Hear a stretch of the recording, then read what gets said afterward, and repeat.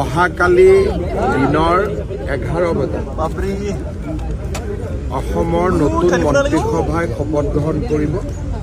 প্ৰধানমন্ত্ৰী ডাঙৰীয়া, প্ৰতিৰক্ষা মন্ত্ৰী ডাঙৰীয়া, গৃহমন্ত্ৰী ডাঙৰীয়া, দেশৰ বিত্তমন্ত্ৰী ডাঙৰীয়ানী আৰু NDA শাসিত ৰাজ্যৰ মুখ্যমন্ত্ৰী, উপমুখ্যমন্ত্ৰী সকলো অহাকালি এই সমাৰোহত যোগদান কৰিব। ভাৰতৰ কেইবাগৰাকীও বিশিষ্ট উদ্যোগপতিয়ে অংশগ্ৰহণ কৰিব। বিদেশী ৰাষ্ট্ৰদূত কেইবাজনো আহিব আৰু আমাৰ অসমৰ বিভিন্ন জিলাৰ পৰা সত্ৰাধিকাৰ প্ৰভু ঈশ্বৰসকল আহিব। আমাৰ দলৰ কাৰ্যকৰ্তাসকল আহিব। আমাৰ সমগ্ৰ অসমতে থকা আমাৰ বুথ সমিতিসমূহৰ সভাপতিসকল আহিব। এটা খুব গাম্ভীৰ্যপূৰ্ণ অনুষ্ঠান অহাকালি অনুষ্ঠিত হ'ব। প্ৰধানমন্ত্ৰী আজি নিশা 10:30 বজাত গুৱাহাটীত আহি উপস্থিত হ'ব।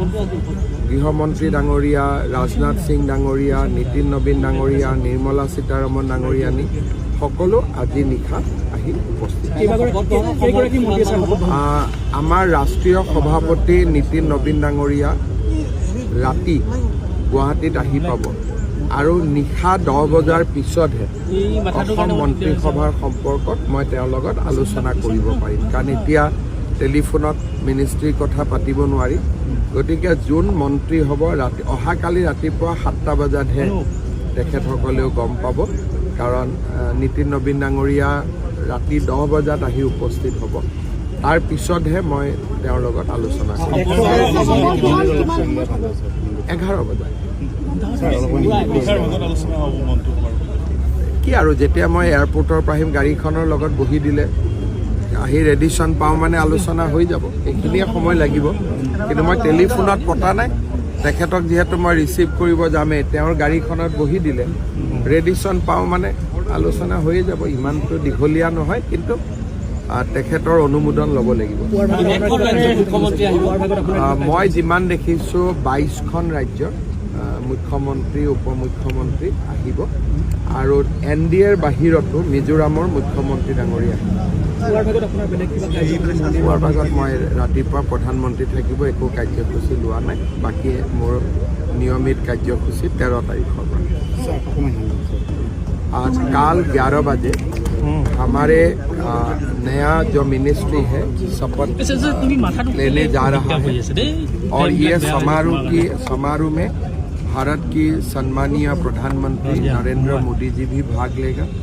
साथों साथ भारत के गृह मंत्री अमित शाह जी, रक्षा मंत्री राजनाथ जी और तमाम NDA शासित प्रदेशों का मुख्यमंत्री, उपमुख्यमंत्री, हमारे NDA का जो घटक दल है उनके अध्यक्ष लोग, तो बहुत सारे लोग आएगा। इंडस्ट्री से भी जुड़े हुए कुछ लोग आएगा। हमारा जो असम के मोनास्ट्री होते हैं उनका हम लोग सत्राधिकार बोलते हैं, वो लोग भी आके आशीर्वाद देने का काम करेगा। हमारे बूथ अध्यक्ष से लेकर सीनियर कार्यकर्ता तक कल सारे लोग मौजूद रहे। That will be decided only in the night, because I have to have a discussion with my national president. He is arriving late evening in Guwahati. After his arrival in Guwahati, I will have a discussion with him. You have the list with you. List to it is just 18 or 19 names. So कोई list बनाना जरूरत नहीं. That is in my memory itself. But only thing I have to discuss with my national president.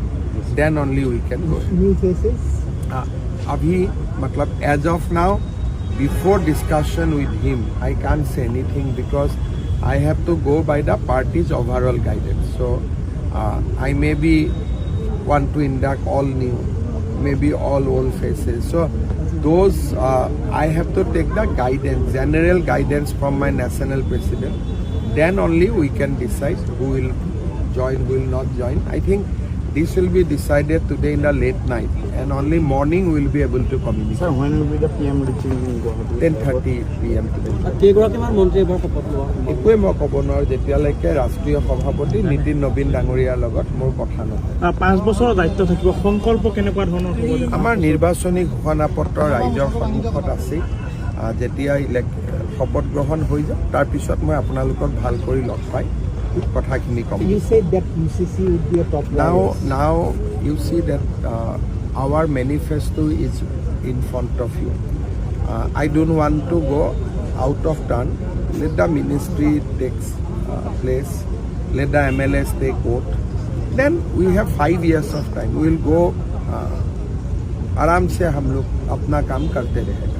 Thank you. एक तैयारियां आपने जायजा भी लिया अभी आगे के गाँव में, क्या कुछ आपने बताया? प्रधानमंत्री जी आज रात गुवाहाटी पहुंचेगा। कल सुबह 11 बजे असम की नया जो सरकार बनने जा रहे हैं उनका शपथ होगा, और ये समारोह में भारत के सम्मानीय गृह मंत्री अमित शाह जी, रक्षा मंत्री राजनाथ सिंह जी, हमारे पार्टी की अध्यक्ष नितिन नबीन जी, साथ में तमाम एनडीए शासित प्रदेशों का मुख्यमंत्री, उप मुख्यमंत्री और कोई सारे सेंट्रल कैबिनेट का मंत्री भी समारोह में भाग लेगा। हमारा लगता है कि एक भव्य समारोह होगा, और पूरा असम से हमारे बूथ लेवल का जो कार्यकर्ता होते हैं, बूथ अध्यक्ष से लेकर हमारे पार्टी का ज्येष्ठ कार्यकर्ता तक सारे लोग समारोह में मौजूद हैं। एक बड़ी जीत हुई है, क्या आप आगे का मिशन क्या है? आज देखिए, कल समारोह हो जाने दीजिए, हम लोग पहला कैबिनेट करूँगा। हमारा मैनिफेस्टो जनता का सामने है। मैनिफेस्टो इम्प्लीमेंट करना ही हमारा सबसे एक जो लक्ष्य होगा वही हमारा सबसे प्राथमिक लक्ष्य होगा। अभी तक हमने ठीक नहीं किया हो, थोड़ा और समय जाने दीजिए, शाम को ही मैं आपको बात बता पाऊँगा। हेमंत सर, महिलाएं आपके कैंपेन में खूब दिखी, खूब उत्साहित हैं जीत के बाद, तो लगता है कल भी खूब मिला है। कल भी आएगा, और माता लोग, मेरा बहन, मेरा दीदी, सब लोग घर से भी हमें आशीर्वाद देंगे। Thank you.